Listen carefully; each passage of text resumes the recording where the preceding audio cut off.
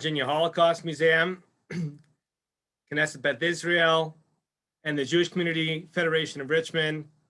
Welcome to our commemoration of International Holocaust Remembrance Day.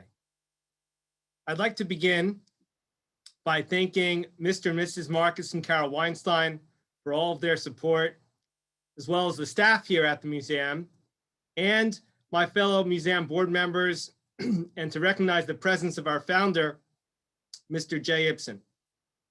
I'd like to thank our Senator Mark Warner for sending in pre-recorded comments about today's increasing problems of Aryanism and American Nazism. And thank you and welcome to my co-panelist, the German ambassador to the United States, Madam Ambassador Emily Haber, and our very own Congresswoman here in the 7th District, Representative Abigail Spanberger. I'm pleased to welcome this evening's moderator, Melissa Weiss, who graciously agreed to oversee our discussion as she represents Jewish Insider, a relatively new and impressive national Jewish media outlet. Most importantly, we have Shoah survivor Helena Zim, who withstood the onslaught of murderous anti-Semites to move to Richmond and raise a Jewish family with her beloved late husband, Alan Zim, Zichron Livracha, and together they taught the Commonwealth's future generations their story and to also project love and tolerance. Friends, we gather here on the 76th anniversary of the liberation of Auschwitz and Birkenau. And I'd be remiss if I did not mention that besides being the rabbi of Knesset Beth Israel, Richmond's oldest traditional shul, and a trustee of the Virginia Holocaust Museum, I am also the grandchild of Ruth and Arthur Yulo of blessed memory, whose families were murdered by the German Nazi government, which was elected to power in 1932. And 77 years ago, this coming spring, my grandmother's sister, who was but a child, and my grandmother's mother were gassed to death with Zyklon B and thrown in an oven, thereby eliminating the final member of my family from the soil of Germany after many, many centuries of being proud, contributing members of German society. Today, we remember that their stories are representative of millions of other Jews who had the audacity to be a part of Am Yisrael and Torat Yisrael, the Jewish people. While many of us here with this history have an anger yet to subside, we also have a conviction to prevent radical and violent intolerance from taking root once again. With that comes a moral imperative to work towards a thriving mutual understanding. I am grateful for the presence of the ambassador, for through our correspondence, I've seen a dignitary with a thoughtful, compassionate manner, full of resolve to ensure that the democratic values of 21st century Germany endure, while simultaneously today's Federal Republic of Germany continuously takes responsibility for Western civilization's worst historic genocide. I'm also grateful for one of the great listeners and one of the most sincere members of Congress, our own representative, who has repeatedly shown up to the Jewish community to learn more about our unique experience. From the Richmond Jewish Food Festival to our meetings on the Hill, if only there was a member of the Bundestag in the 1930s who would have taken that meeting and that concerned message from my grandparents' families up to Hitler's party officials to voice objections on their behalf more strongly. Lastly, I want to thank all of you for being here tonight for this important conversation. Anti-Semitism of all extremes is growing once again to try to target Jewish communities all over the world. And the conversation we will be having will be most effective as we sensitize ourselves towards solutions. It is now my distinct honor and privilege to turn the proceedings over to Helena Zim, a heroic survivor and educator in our midst, for the program's opening remarks. Thank you.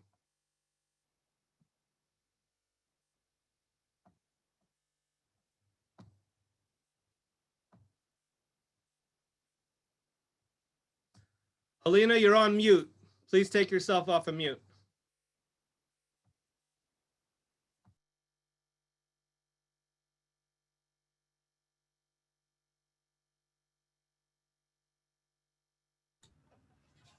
What the hell is this?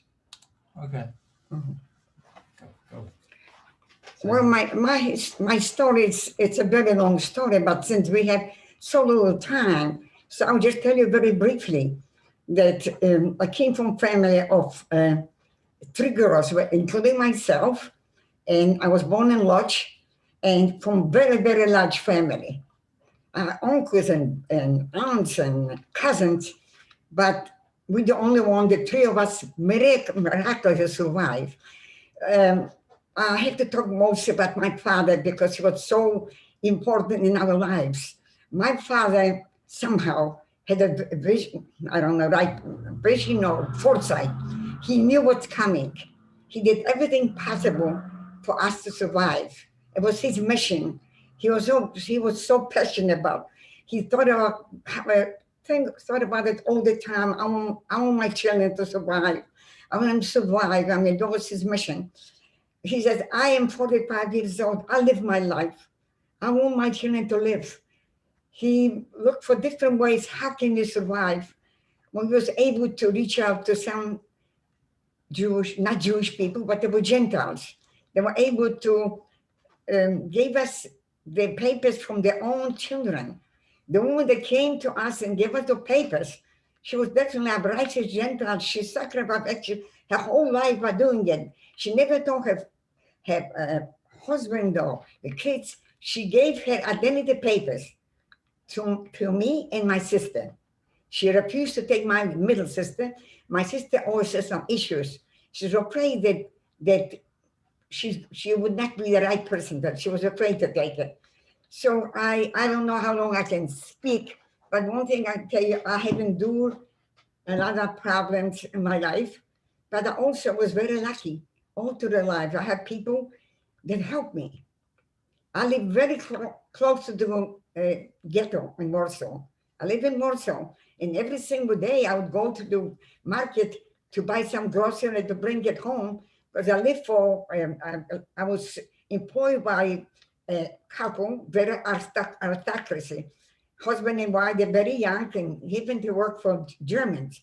He was an engineer, he was transporting food back and forth, so we had plenty of food in the house. But she had a lot of hate. She was the only child. She had everything. She was married. She had a beautiful husband. They never lacked anything. Beautiful neighbors and friends. But she showed a lot of hate. My father always told me, don't you ever reveal to anyone who you are. You can't trust anyone. So it was so, what my father said, it was so engraved in my memory, I could never forget it. Because you can't trust anybody. Your name is Wanda Kazusek, and that's the way you have to live your life. You can't, unfortunately, there are bad people everywhere.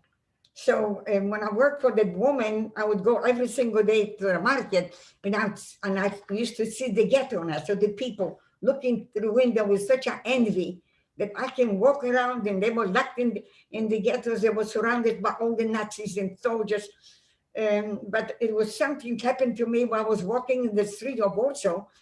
Somebody recognized it. 1 million people live in Warsaw, and it was bad luck that this woman happened to didn't even know me very well. She knew me very briefly, because every year we would go to my grandparents to visit them in a little village where they lived. When she saw me, and my heart started beating, I knew something bad's going to happen. But you know that 1 day, 2 days passed by, and I didn't even think about it. So as usual, I say I used to go to the market to buy groceries, and I would make breakfast for the lady that I was working for. And when I opened my door, and we had a very long corridor, it was a beautiful apartment, and I noticed there were shadows, and there was a German had a gun stuck in my back, and there was Paul in a trench coat. They escorted me into the living room where she was sitting.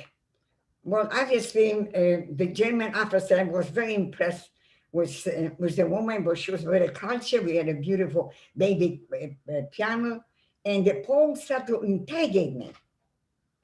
What is your name? Well, I don't want to get into it, they would take too long. But the thing that he asked me mostly that I didn't know, I knew how to pray. I knew I used to go to church every week, but I never learned what it means to go to communion. In Christianity, Christians, when the children are 7 years old, they have a communion. And he tricked me, the Pope, when he asked me, have you ever gone to the communion? I said, yes. He said, well, what does the priest do to you? He got me. I didn't know. So I was so scared and I started crying. And she got up to crying. I said, you're a Jew. The Pope got up and said, what you said, it is not true. If you're a Pole, if you're Christian, you know that. Get up. You go with me on the commandantura, you know it's going to happen to you. You're a Jew, you're going to be shot. At that point, I started screaming. She got up. She was a very beautiful woman. And I was very close to her. I love this woman because I wanted to be everything. Look, I was only 15 years old. I wanted to be just like her because she really was very good to me, but I never revealed to her, never, that I was a Jew. No matter what happened. I talked about other things. I was very young and there were little guys in the neighborhood. I tell the things like that, but never who I was. But she got up. She says, wait a minute. I know this child. She's been living with me for 2 years. She says, Wanda, go in the kitchen, show your papers. You know, oh yeah. But anyway, she saved my life at the time. She did. She persuaded them that I am not a Jew. She put her jewelry on the table. She said, I guarantee you that the child is not Jewish. You know, that it trusted her, they believed her, because they thought to themselves, why would she risk her life? So anyway, but the point I want to make, she saved my life because she didn't know that I was a Jew. But when her mother came and she told her the story, she said, you know that if I would been here, I had Wanda saying what she said, I would say, she's a Jew, take her away. And the reason I'm bringing it up here, that this same woman had a lot of hate. And where did she hate? She got it from home. But when they left, when the officer, German officer and the Pole left, they said, you're going to write to your parents. They're going to be another Banda Casusa. We know where to find you. We know where to find you. But they never came back. My sister said, you must leave the place. I said, no, I have no place to live, to go. And I remained there, but they never came. But the same woman that I loved so much, there was an incident when the Warsaw Ghetto was burning. We lived so close to the Warsaw Ghetto, very close. I would go every day. I would press fire and I saw the people looking at me, begging for food. It broke my heart. I couldn't do anything. And when the Warsaw Ghetto was burning, because the Jews made the uprising, they knew they're going to die anyway. So what they did is they made the uprising. And the uprising actually lasted 2 months. They were very brave. But you know, Germany was a tremendous power. They came with the plane and the tanks, destroyed the ghetto. And all night long, we could hear the weeping. They knew the people hiding, the kids were hiding in the basement, dynamite the basement. The ghetto was burning. But since we lived so close to the ghetto, people lived in the building, everybody came out. They were afraid that the flame was going to reach the building. I'm standing outside looking at the burning ghetto. And she stayed with me, her husband, the three of us. And the screaming was so powerful, listening to burning bodies. And I cried. And she said, Wanda, why are you crying? I said, because I feel so sorry for they dying there. I will never forget that. I could never forget this woman that I love. She said, Wanda, she put her arms around me. Wanda, I feel sorry for them as human beings, but as Jews, let them burn. Think about a horrible statement. It was so powerful for me at 15 years old, love and respect a woman. She was young, she was only 25 years old. I felt like somebody would stick a dagger right in my back. But when that's why I'm bringing up her mother. Where did she get to hate? Why did she hate? She didn't know these people. But the people, I realized that they came reaction from home. Her mother. Look what the mother said, take her away, she's a Jew. That's the hate came from. And that's what I always talk. Hate is so destructive, so mean, so hateful. But I stayed there. I never left because I didn't know a place to go. It's a long, long story. I can't get into it. I even worked, believe it or not, I was in uprising with the Poles when uprising. And a lot of Jews came out because they thought that the Russians going to liberate us. They never came. They never came. But I never revealed my identity, never. Even after the war, even when the war was ended, I tell everybody my name is Vanna Kasusik. My father and my mother died in Treblinka. Treblinka was one of the worst concentration camps. Nobody came alive. It's what you call a death camp. Nobody. And my parents died. And some people say, why didn't you say it could have been a Christian did it? I couldn't do that. My father and my mother died because they were Jews. I could never do this. But the hate is very destructive. That's what I always talked about. I promised myself that I'm gonna always talk to the children, young people, to talk hate. Hate is destructive, very hurtful, and it can consume you. Hate. I've seen hate, but I was lucky to have wonderful people in my life. There was a time, if I can still talk, there was a time, I believe it or not, I want you to all hear, I even worked for the German army, in the kitchen, and they never knew I was a Jew. And then one night, something happened because wherever the Germans soldiers were driving, moving back because the Russians were chasing them, there was always toward the one, we are following them. So one day at night, everything stopped. I didn't know what happened. It was a big commotion.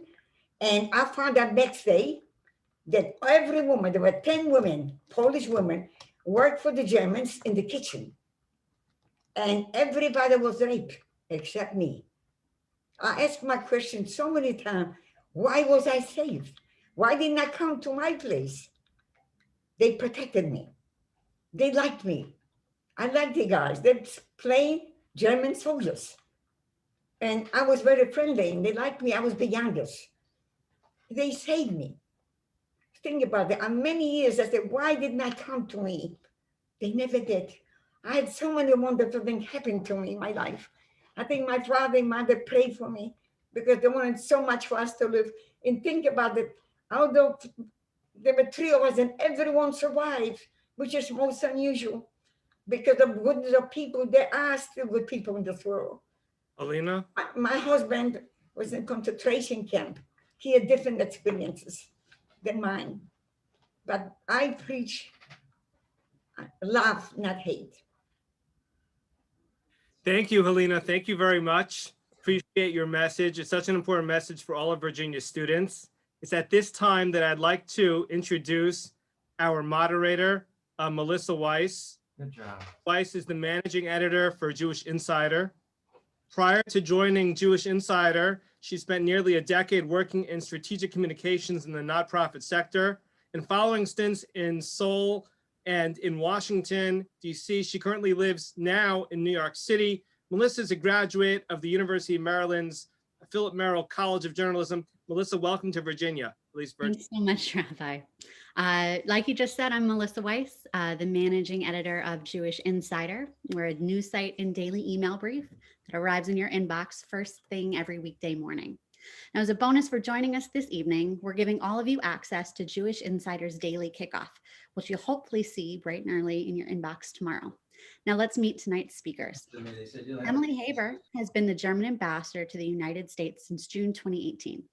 Previously, Haber, a career Foreign Service officer, was deployed to the Federal Ministry of the Interior, serving as state secretary overseeing security and migration at the height of Europe's refugee crisis. In 2009, she was appointed political director, and in 2011, state secretary at the Foreign Office, the first woman to hold either post. U.S. Representative Abigail Spanberger has represented Virginia's 7th Congressional District, which is comprised of 10 counties throughout Central Virginia, since 2019. Representative Spanberger began her career in public service, first serving as a federal agent with the U.S. Postal Inspection Service, investigating money laundering and narcotics cases, and then serving as a case officer with the CIA, working counterterrorism and non-proliferation cases. In the House, Representative Spanberger serves on the House Committee on Agriculture and the Committee on Foreign Affairs. Rabbi David Asher serves as the senior rabbi of Knesset Beth Israel, Richmond's traditional synagogue since 1856, and one of the Jewish community's fastest growing congregations. He's also the rabbi of Bon Secours Mercy Health Richmond. He's a trustee of the Virginia Holocaust Museum and a board member for Jewish Community Federation of Richmond and the Yeshiva of Virginia. Rabbi Asher sits on the National Executive Committee for the Rabbinical Council of America and is an active leader within AIPAC. Now, before we get started, we've got a message from Senator Mark Warner, who would have liked to be here tonight, but was unable to join us. Senator Warner, who previously served as the governor of Virginia, was elected to the U.S. Senate in 2008, where he serves on the Senate Finance, Banking, Budget, and Rules Committees, as well as the Select Committee on Intelligence, where he's the vice chairman. Now, we had a couple of issues with the audio, so I'd advise you all to turn up your volume right now. And if that still doesn't work, don't worry. We'll be emailing out his video after tonight's event. Hello, I'm Virginia Senator Mark Warner, and I want to thank Rabbi Asher for inviting me to say a few words as we honor International Holocaust Remembrance Day. I can remember visiting the Virginia Holocaust Museum a number of times as governor, and very proud of the fact that Virginia is one of 16 states that has a Holocaust museum. We need to have this kind of remembrance because, as we've seen as recently as a few weeks ago, anti-Semitism, white nationalism, white racial supremacy efforts have not disappeared from our country. As we saw those literally thousands of thugs rampage through the halls of our capital, sometimes wearing shirts that were anti-Semitic. This kind of racial hatred has no place in America, or for that matter, in the world. It's why all of those individuals who broke into the Capitol need to be prosecuted to the full extent of the law. Unfortunately, here in Virginia, what happened at the Capitol a few weeks ago was not the only example of this kind of anti-Semitism and white nationalism rear its ugly head in Virginia. We saw almost a forecoming of what happened on January 6th, a couple years back in Charlottesville, when again, white nationalists and their supporters marched through the grounds of UVA, shouting anti-Semitic slogans, anti-Black slogans, and others. So I commend all involved in International Holocaust Remembrance Day. I commend these very important conversations. We have to stamp out racism wherever it appears, whether it be anti-Black, anti-Jewish, anti-Muslim, any kind of racial prejudice that and religious prejudice that manifests and rears its ugly head. So thank you for these important conversations. Thank you for the great work you do year in and year out. And let us never forget. Thank you.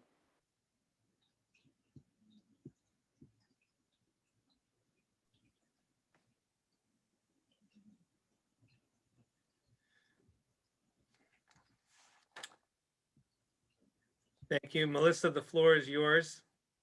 Thanks so much, Rabbi. So we've received dozens of questions for our panel tonight. While we won't get to them all, a number of the folks tuning in have had a lot of the same things on their minds, so I've done my best to combine questions. I think the first thing on everyone's mind these days is what we saw earlier this month at the US Capitol. Many of you will remember the image of the man wearing a Camp Auschwitz sweatshirt. He was far from the only anti-Semitic neo-Nazi in Washington that day, and a reminder to Jews and non-Jews alike that not everyone has learned the lessons of the Holocaust.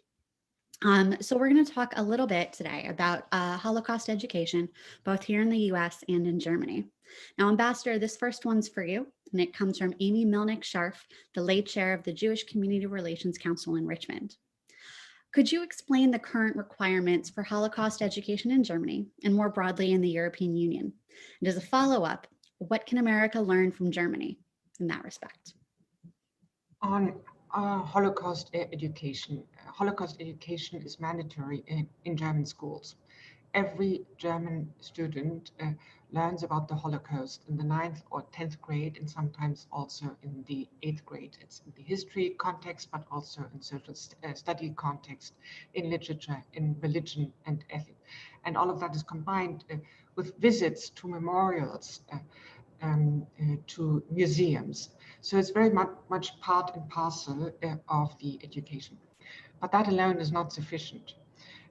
What Germany did try as the chair of the International Holocaust Remembrance Alliance, was to actually make education a tool for combating stereotypes, make education a tool for combating Holocaust distortion and trivialization. It is so necessary given different legal systems, given different experiences and different contexts, that we actually identify what trivialization or misrepresentation of distortion of the Holocaust is and how to combat it. And that needs to be not only part of the curriculum in schools and in universities, but also in the training of police and the judiciary. So what we try to do is realizing the shifting shape of anti-Semitism today, which is very much online, which requires a much greater deal of coordination and adaptation than it used to in the past. And to the second part of your question, what can the United States learn? That is something really that I can and will not answer, because Germany, as we all know, is the country where the Holocaust originated. And the United States is the country which opened the arms for refugees coming from Europe, fleeing murder and fleeing persecution and fleeing the hatred that both the speakers before have so movingly spoken about. So there is something that you cannot compare and you cannot learn given the different contexts. But what I think is necessary for all of us is that we join forces and that we work together. We live in a hyper-connected world, and contagion of hatred travels incredibly fast. And if we don't combine what we actually can do and use education as a tool against hatred and against distortion of the historical truth, and against a sense of responsibility for the present and the future, then we will all suffer from it. Thank you so much. Congresswoman Spanberger, this question is inspired by Miriam Davidow. She's a community leader and a member of the museum's board of directors. Now, Congress last year passed legislation dedicating federal funding to Holocaust education. As we've seen, though many states have mandated Holocaust education, that does not fully resolve issues of ignorance, anti-Semitism, and hate. What more can Congress do to both make sure the next generation is taught the lessons of the Holocaust and that the current one doesn't forget? Well, this is a particularly powerful question, especially as we've seen in Melissa in your introductory remarks when you were speaking about the attacks that we saw on the United States Capitol and the images and imagery and words that are so clearly anti-Semitic and rooted in hatred and bias. So I think from a congressional standpoint, there are many things we can do. We can continue to appropriate funding, recognizing the importance that Miriam mentioned. But beyond that, we can be examples, because right now we are at a pivotal point in our history as a nation where we are seeing uh, a move away, and I wrote notes when the ambassador was speaking, where she was talking about the distortion of historical truth. And we are at a point right now where the distortion of truth is a threat to our democracy, is a threat to our understanding within our communities. And so while many people are focused on what happened on January 6th, that does have a clear link to the far right extremists, white nationalists, people wearing clear anti-Semitic. You mentioned the Camp Auschwitz sweatshirt. This was motivated by hate. It is an underpinning of who those attackers and insurrectionists were, but this was not the first time in even just the past couple of years that these individuals have come forward with their hatred. It is in online chat rooms. It was present at the desecration of Jewish cemeteries, at the murders at the Tree of Life Synagogue, and certainly in Charlottesville. So what members of Congress can do is recognize the reality of where we are right now, which is in a dangerous time in our history, particularly with that ongoing distortion of truth. Because as people are willing to disconnect from the real risks that exist because of hate, because of anti-Semitism, because of racism, that shifting shape of anti-Semitism that the ambassador spoke about is clear, and it's present in our society. So from a congressional standpoint, making very clear our denunciation of anti-Semitism in all its forms, which we've done in the form of resolutions, committing ourselves to education as we've done in the form of funding, but most importantly, it is aggressively denouncing and making clear that incidents of violence and hate that are rooted in white nationalism are linked. And as they are allowed to take root, they will become more dangerous into the future. So aggressively fighting them in all that we do, in every time we have a public platform, I think is incredibly important. Thank you. Rabbi Asher, how would you say that local groups and synagogues like your own can be best supported as you look to educate the next generation about the Holocaust? I think that's it's a great question. It's a big honor for me to be here with all of you. So thank you.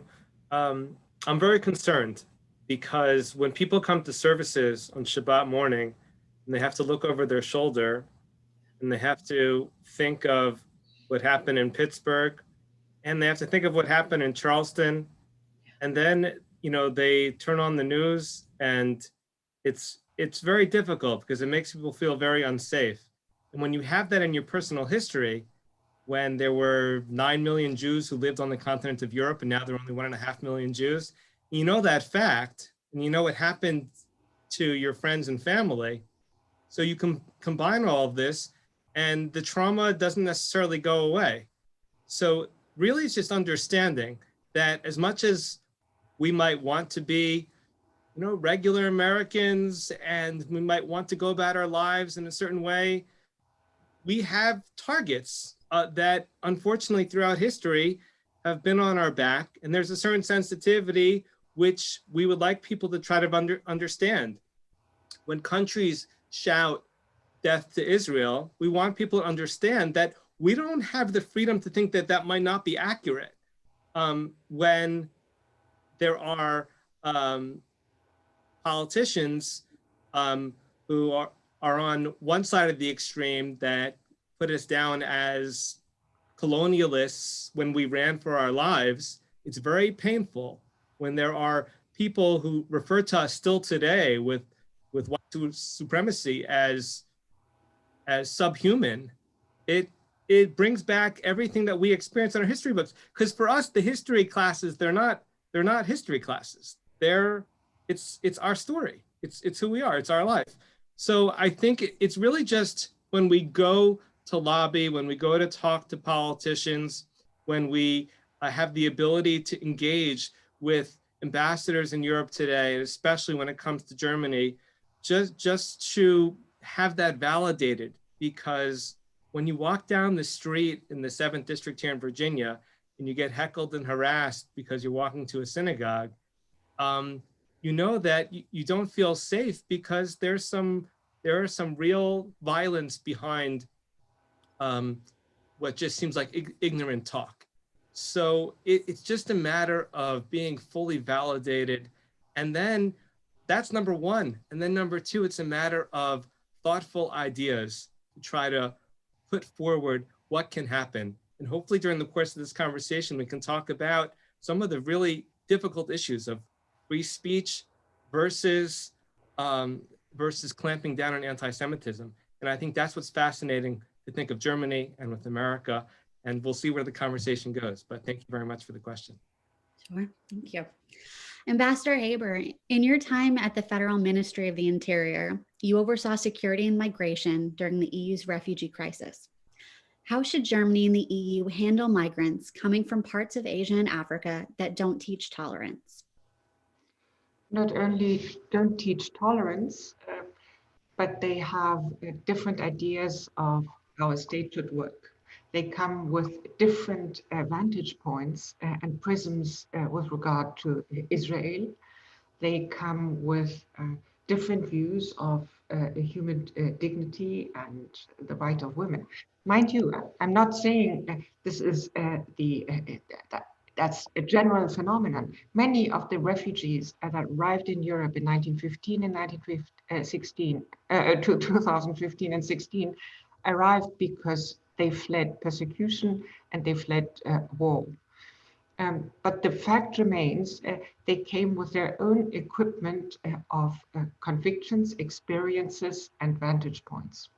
Now, that a country like Germany, which is a committed democracy, and by the way, Rabbi, when you said for us Jews, it's our personal stories, I would make the point that for Germans and for Germany, this history is also part of our identity. And we wouldn't be where we are today as a democracy and as committed to fighting for human rights and human dignity.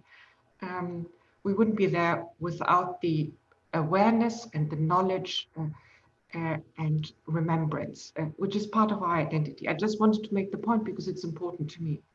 And because it's important to my country and my government and to our identity of what we want to be, it was important to us also, while doing what we could and continuing to do what we can in order to integrate people who arrive in Germany and usually flee for a whole host of reasons. We needed to make clear that there's zero tolerance on a number of aspects and issues. One of them is our history. Another is human dignity, and that women and people who don't share your belief and gay people, etc., they all enjoy the same entitlement to dignity, and we were not going to compromise on that. Here again, education is key. And there's something we really can learn from the American example, because education has been hugely important in the American integration story as well. And that needs to start as early as it possibly can. But I'm not saying it's not a challenge, because it is, and it continues to be one, and it probably will be a generational task. Thank you. Congresswoman Spanberger, there are some incoming members of the House of Representatives who've espoused controversial beliefs and dabbled in QAnon, an anti-Semitic conspiracy theory. When Democrats had a similar problem after the 2018 elections, with some members espousing what could be considered anti-Semitic tropes, congressional reactions were varied, ranging from private conversations hoping to teach and explain to public denunciations. What do you think is the right course of action in dealing with these new members who hold problematic views? So I would take it a step further and say the views are far beyond problematic. They are dangerous, and I classify them as dangerous because they are not living in reality. They're based on lies. They're based on conspiracy theories. And I think at times we've looked at QAnon, looked at conspiracy theories, and had a conversation about, wow, that's really far out there, or wow, that's really nutty.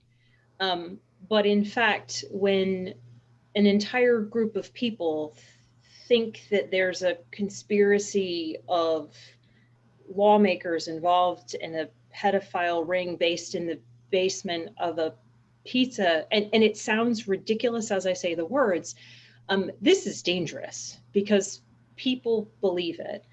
And it's dangerous because people believe it. It's dangerous because people who want to be a part of something are drawn to this group.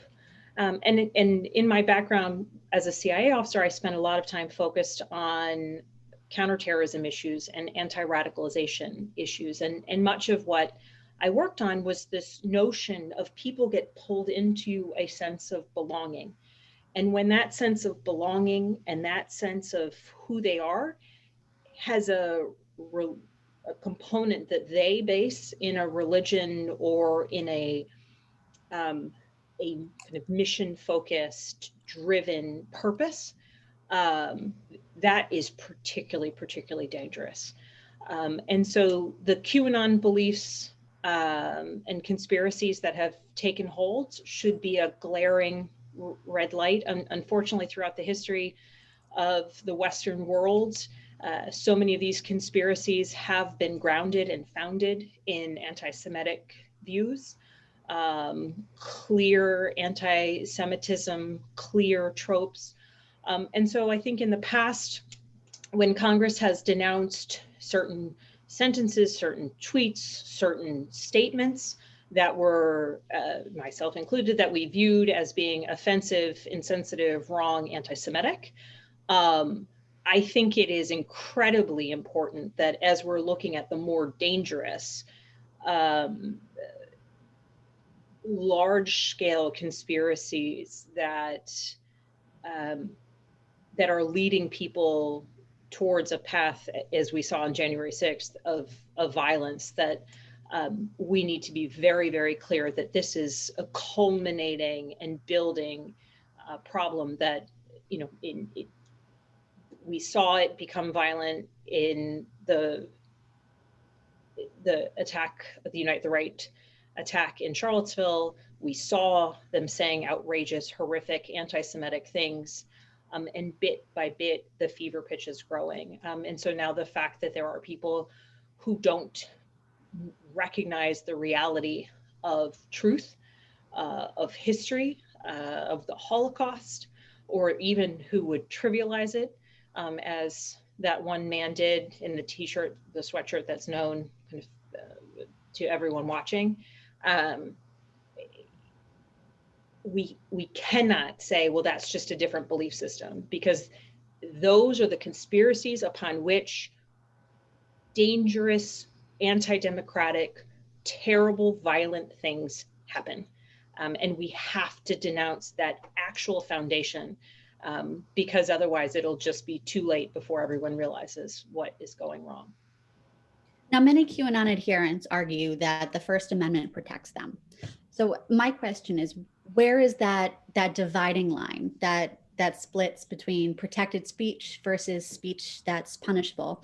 And I mean, that's a Congresswoman, that's a question for you here. And then Ambassador, I would love to get a better understanding of what free speech means in Germany. Do you want me to go first? Yeah, if you could, please.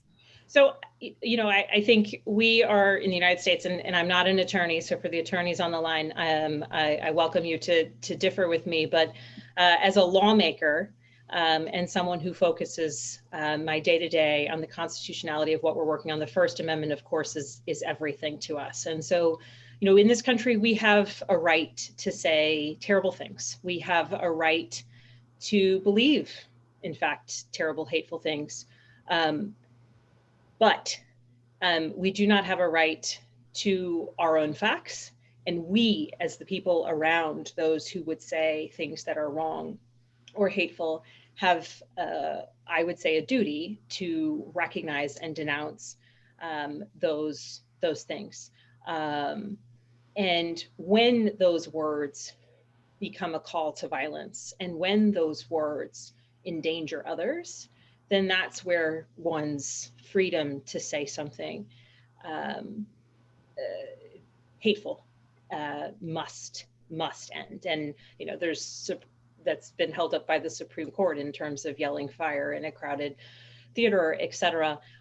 But again, when it comes to anti-Semitism, when it comes to hateful words, we cannot wait till it's gone too far. We have to be clear. And those of us who have a voice, and sometimes it's an issue of understanding. I am privy to some of the conversations that some of my colleagues have had with other colleagues explaining why certain words that they use are in fact terribly offensive or hurtful based on a history that others may not understand. So I think that there are places where education, to go back to the earlier point, is incredibly important.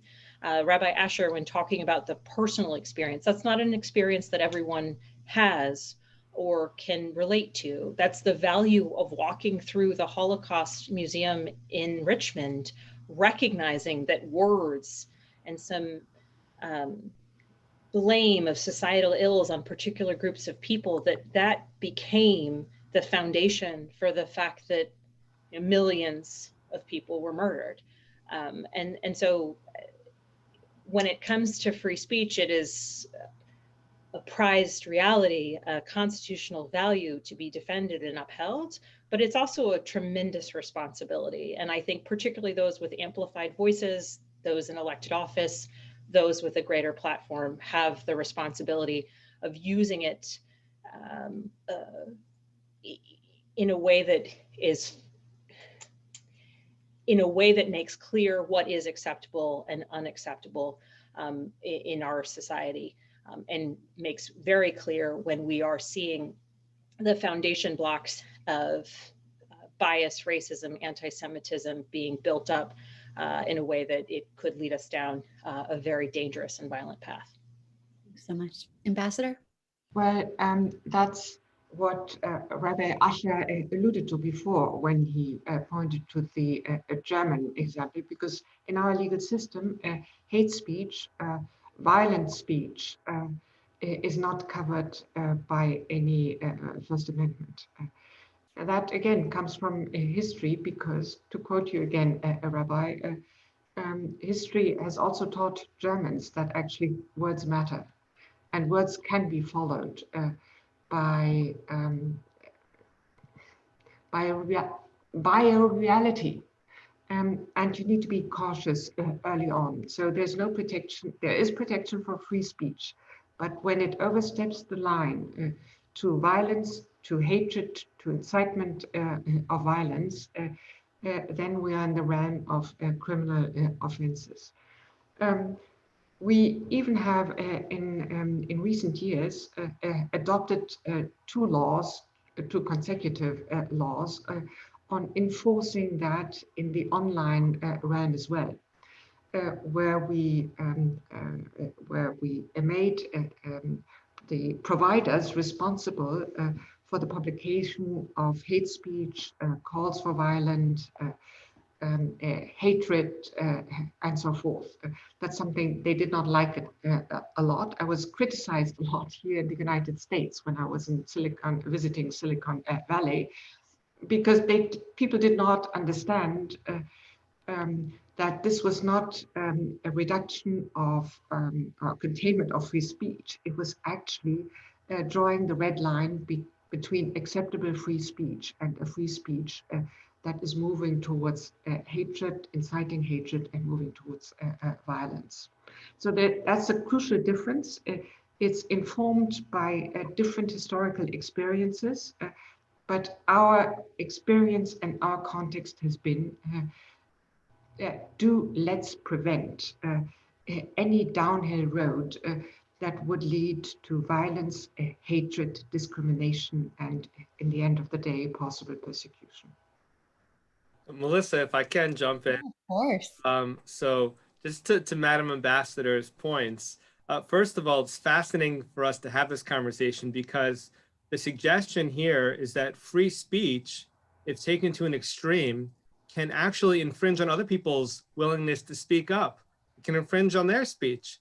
So if there are verbal attacks or other kinds of attacks against the Jewish community, like in Germany, they might be less likely to speak up. So how to balance free speech is really critical part of this conversation. Just, Madam Ambassador, just from my perspective, and then one other comment on the Congresswoman's remarks, which is that while I do think that it's very much a part of Germany, and when I went to Aschaffenburg to visit my family history, I went to the house, the address where my grandmother lived, and I tried to just get acquainted with it. And she explained to me that the house was not the original house, it was bombed. And like so many Germans, there was suffering and there was destruction and there was terrible poverty and there was an extremism that took over the country, which even though many Germans supported the Nazi government, certainly Germany as a whole, I think from my perspective, was really suffering for many, many years. But the difference is that the Jewish communities don't exist anymore. And even though it's a part of, let's say, the history of Germany, there is no more history to talk about when it comes to German Jewry because it was basically finished off. And just one other point with regards to our Congresswoman is that I think that most of my congregants, most people in the synagogue, hear from what happened this past week or the week before with regards to Congresswoman Rashida Tlaib, who said that Israel is deciding who can and cannot get the vaccine based on race. And this is kind of something that we're dealing with in terms of blood libel from Europe perpetuating itself here in our new adopted country of America. And I think that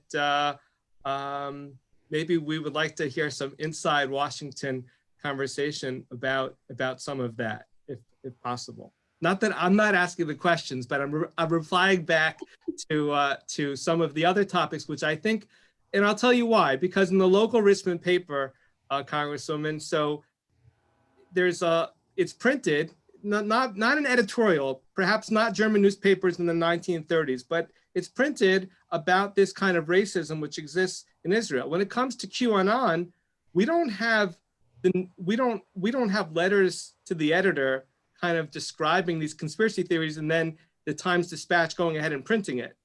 But the made up lies or libel is something which you hear from relatively respectable sources being espoused as if they're, or being spoken about as if they're truths. So I'm just interjecting. So Melissa, can I go ahead and make a comment on Rabbi Asher's comment? So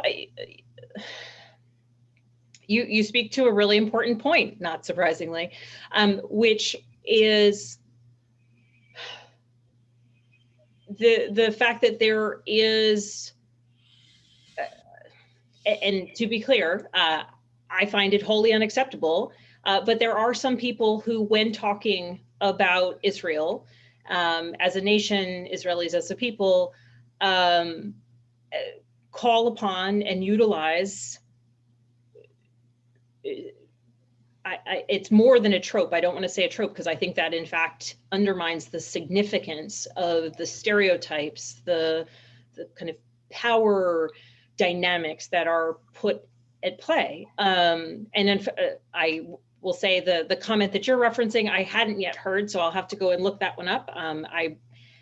Based on what you said, is grossly disappointing that, again, kind of time after time, there would be this stereotype of a particular power that exists with a particular group of people. In this case, a particular power existing with Jewish people. That is as old of an anti-Semitic trope as exists. This notion that there's kind of a, I think someone put it in the comments, like a cabal type power. And so I denounce that because it's hurtful. Because at the top line, it doesn't seem that it is as full of hate as it is, right? But because, and I know I'm saying so many things that people know, but if you say I hate this group because, or this group is bad because, that's a clear conversation that someone can choose to enter or not.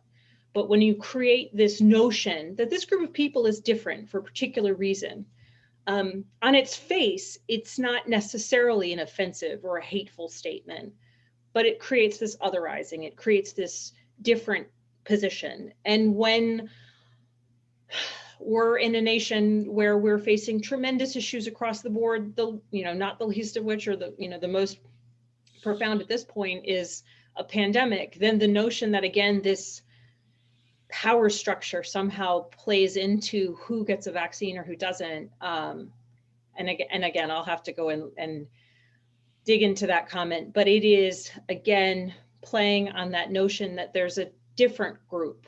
And it becomes, as we've seen throughout history, as was the case with Nazi Germany, it was that notion that this group is in a distinct position. This group has power, this group, and again, on its face doesn't feel like a particularly hateful statement, but it creates that divide where you can otherize people into a point where they become to blame for all of, whatever rationale you want to put behind that hatred. So to be very clear, that's, again, with the foundation of hatred and the foundation of otherizing, it's a conspiracy that someone can start to believe, and they're multiple steps down into that conspiracy before it becomes violent, before it becomes overtly anti-Semitic. And that's the really dangerous part, because it becomes a slippery slope where initially they start to accept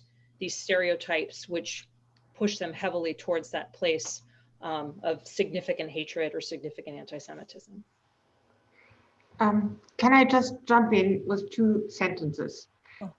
Rabbi, I think you misunderstood me when I said that the awareness and the knowledge of history was deeply ingrained in the German culture. What I meant was the knowledge of the persecution and the genocide of European Jewry is part of the German identity today. It defines what we can do, what we want to be, and how we want to act. It defines our sense of responsibility for the world around us. It defines our handling of the what you would call the First Amendment, and so forth. So I wasn't commenting on Germany. I was commenting on the role of the awareness of crimes that have been inflicted on European Jewry in the name of my country, a different country, but it was Germany, a different country than the Germany today, but it was Germans. And that defines the way we look at politics and our responsibility of it today. Thank you. And I'll just note that Germany is one of the fastest growing Jewish communities. Yes. In Europe, which is of course speaks to a lot of the progress.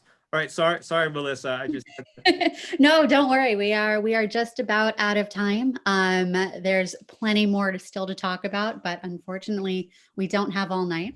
talk about how we got to this point in terms of how we all met each other, in terms of this panel, in terms of the Supreme Court case. All right. Well, let's get to this. We'll do one more question on the Supreme Court case. Okay. So this is actually really timely. There was an article today in the New York Times about another piece of art that is going through all sorts of debate over property ownership. So a little bit of a background here for those of you tuning in. Descendants of those killed in the Holocaust often encounter challenges recovering items that were looted or that their relatives were forced to sell at criminally low rates in the years leading up to the Holocaust. Statutes of limitations, other German laws, and the lack of authority granted to the country's advisory commission, which was created to arbitrate between victims and those who currently possess property, have all made it very difficult for the individuals to reclaim their family's items. Now, Ambassador and Congresswoman, you both have been involved in a recent Supreme Court case over a medieval art collection sold by a Holocaust victim at the onset of the Holocaust. What more can be done to help descendants of Holocaust victims reclaim property that had belonged to their family? And what's more, to legally bind current property owners to paying restitution? Ambassador, I'll let you start. Yeah, thank you. May I just say, the Supreme Court case is not a restitution case. The case at the Supreme Court is only about the question whether sovereign states can be sued at the courts in civil cases of other countries. That's the principle of state immunity. And this and only this is is before the Supreme Court now. And that's a principle of international law the United States supported too, and that's why the State Department is actually supporting it by an amicus curiae brief. Now, it's not on substance, and the case can be filed before any German court. It's not on substance. It's just on the issue of state immunity. And may I say that Germany is has assigned the Washington Principle about the restitution and return of looted art, and we have assigned the commitment to identify and return property that had been looted or had been sold at prices that were practically extraction. But again, this case is not about about restitution. It's only about the principle of state immunity. I appreciate the clarification. But I mean, to that end, there's still a vast amount of art that, and not just art, but property in general that has belonged to Holocaust victims that has been tied up in years of litigation and legal debate. So how do we move that process forward while there are still people and documentation and evidence of past property ownership? As I said, we supported the Washington Principles. We set up a commission whose only duty it is to identify art that has been looted and stolen or sold at inappropriate prices, and artifacts that need to return. To the best of my knowledge, up to now, 16,000 artifacts have been returned on the basis of decisions the commission had been taken. And any case can be taken to court as well. So my government is deeply committed to right that wrong, which is art that has been looted, stolen, or sold at inappropriate prices, or purchases that have been enforced, actually. Thank you. Congressman, do you have anything to add? So I would, from a congressional standpoint, and the ambassador and I have corresponded a couple times on this issue. And so just kind of for note, there's been a number of congressional actions in recent years focused on the theft of art, the expropriated art. And I would just point to back in 2017, Congress passed, it was called the Justice for Uncompensated Survivors Today Act. And in response to that, the State Department released a report as required by the JUST Act. And I think there's a statement in it that's an important from a historical context, or that the Holocaust, the quote is, "The Holocaust was one of the largest organized thefts in human history. The Nazi regime's confiscation, seizure, and wrongful transfer of the Jewish people's property were designated not only to enrich the Nazi regime at the expense of the European Jewry, but also to permanently eliminate all aspects of Jewish cultural life." And so from a congressional standpoint, before I got there and ongoing, is a focus on ensuring that as we look towards the future and look upon what happened with the Holocaust, that we look, of course, at the actual, the killing and the deaths, but also the economic crimes that were meant to, generally speaking, eliminate the wealth, the existence, and the very being of European Jewry.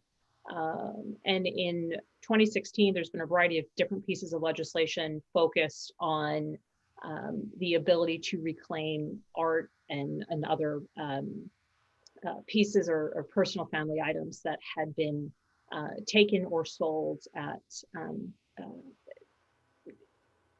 non-competitive rates because of the circumstances that Jewish families, the forced transfer and forced sales, forced purchase. And so I think continuing, unfortunately, generation by generation, we're getting further away from perhaps the memory of what items belong to which families. But I think it's an important one to continue having a conversation about, primarily because it does speak to the larger reality of the Holocaust, is that it was, of course, the killing of millions of people, but every aspect of their existence in some ways, particularly with their property and their items, eliminating every part of their existence was part of the reality of this crime. And if I can, Melissa, I just would add that I think when you have so many people today, which we've talked about a little bit, the Holocaust denial, which is growing in terms of numbers of people, and people say that so many Americans, such a high percentage of millennials and what they say is Generation Z, these young people, to a very scary degree, very high numbers, do not believe that 6 million Jews perished. And there's very little left for us to talk about or discuss or negotiate beyond property. We have restitution and there are history classes, but the more property that gets returned to Jewish families, the more we can find that was stolen and return it to their owners. The more that we can do that, the more we can show Holocaust deniers that this was real. And so whether it's, this court case or other court cases, and understand Madam Ambassador's comments about the specifics of this case, but the appearance as a clergy member, the appearance, and as an American Jew, the appearance of justice not being done is highly impactful, and the minutia or the nitty-gritty details are often lost on those that need the clearest understanding. So it does come down a lot to education. Education is very real, but when it comes to justice, as far as court cases and property and restitution are concerned, those are tangible ways of kind of showcasing these points that that genocide happened and that it will need to be dealt with based on the scale and size of what took place and the destruction that took place. Well, Rabbi, I completely agree. Yes. I just would contend that the case at hand is not a case in point. Right. In terms of these particulars, yeah, that might be correct because I'm not a lawyer. But what I can say is that I am concerned about the appearance of what most people will take away in terms of this contention or competition over disputed property, even and the details might be lost on them. It's a concern. I don't know how to deal with that from a legal basis, but just as somebody who's concerned about the safety of the Jewish community, it's I raised the issue because I think it's relevant. Well, we have more than gone over our time tonight. I want to open it up if anyone has, any last thoughts that they would like to share before we call it a night. The floor is yours. You have to call on one of us. Well, just in case not everyone has thoughts. Ambassador, you kicked it off for us. I'll let you kick this off too. Well, thank you for inviting me, and thank you for this discussion. It's, as German ambassador, representing a country with this history, and having a discussion with your community on history and on how to deal with it and confront the risks and the threats of tomorrow, that is hugely important to me. And I feel humbled and grateful for the invitation. Congresswoman. I want to say thank you, Madam Ambassador, for visiting our district virtually. I want to say thank you for the invitation to join you all tonight. And to the Virginia Holocaust Museum, I think it is incredible the work that the organization continues to do to educate children, to educate adults, to educate Virginians on how quickly and how grotesquely hatred can turn to real violence, death, and mass atrocity.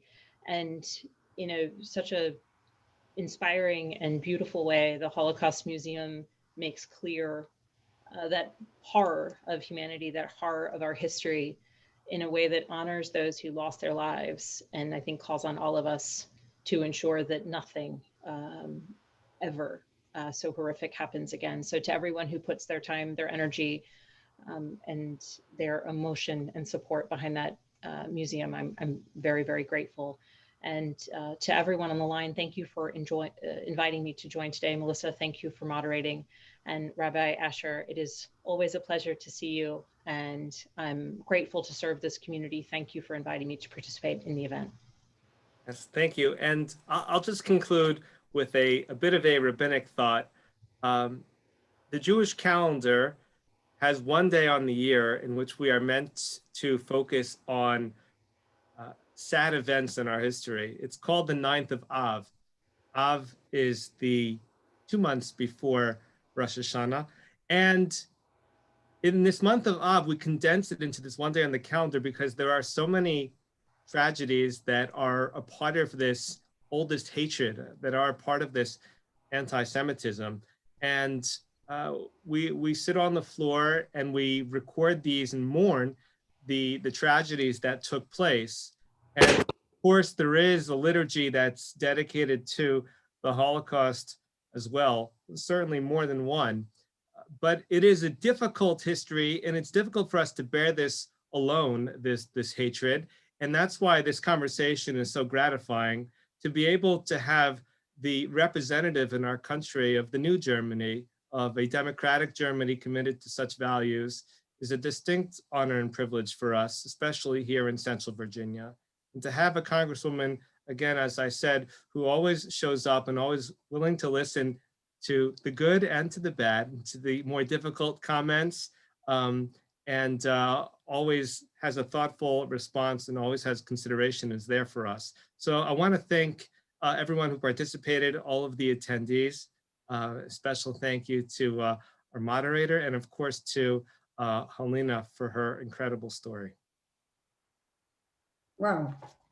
Is it my turn? Helena, I turn it over to you to close us out for closing remarks. Well, listen, guys, I am the oldest. You had to read about history. I am history. I've seen it all. I've seen it all. Look, today is the remembrance. The atrocities, worst atrocities of the 20th century should not be denied. We must take the dark evil, learn from it. As some deny the Holocaust. That's what bothers me. That's why I go to schools. It is my obligation. And believe me, it's a burden. It is a burden, but it's a responsibility. I have to. And believe me, when I go to the kids, they rejuvenate me. What's the right word? But they really make me feel so, I can't find the right word. But anyway, these kids, they don't have enough. When I come to speak to them, they want to listen. And the thing that I always tell them, always remember that hate is wrong and right is, hate is wrong and love is right. And they always remember that. Wherever I go, I see some students. Oh, Mrs. Zim, I said, how do you know me? I remember what you said, hate is wrong and love is right. And listen, guys, I have to tell you something. We can never solve the problem unless we listen to each other, for God's sake. Don't listen only to one side of the story. Listen to both sides and listen. Listen is very important. People don't want to listen. You never learn unless you listen, Because these are, thank you, Mrs. Divide on both sides. We have to listen to each other and they cut me off. Listen to No, we still hear you. It's such an important message. Listen to each other and accept people. You know, it's very easy to hate if you don't know people. If you get to know them, it's a different story. Then you know that person, a different story. It's important to listen to each other and talk about wonderful things. That life is still good, and not being depressed. We always have hope. This is a wonderful country that we live in here. We went through many different things, but at the end of it, we're always on top. So Thank let's you. be optimistic, and let's hope for better tomorrow. Thank you. Thank you, Helena. Very wise words, as always. I want to thank everybody for participating and coming once again. This week, there are additional commemorations, Finding Matilda on Wednesday, January 27th, and a concert on January 31st in honor of International Holocaust Remembrance Day. It's so important to have Remembrance Day so we can hear each other, to listen to each other, to have these important discussions and conversations, and to plan ahead for making sure we have better success for future generations. So thank you all very much for being here. And thank you especially to our guests. Everybody have a wonderful evening. Bye. Thank you.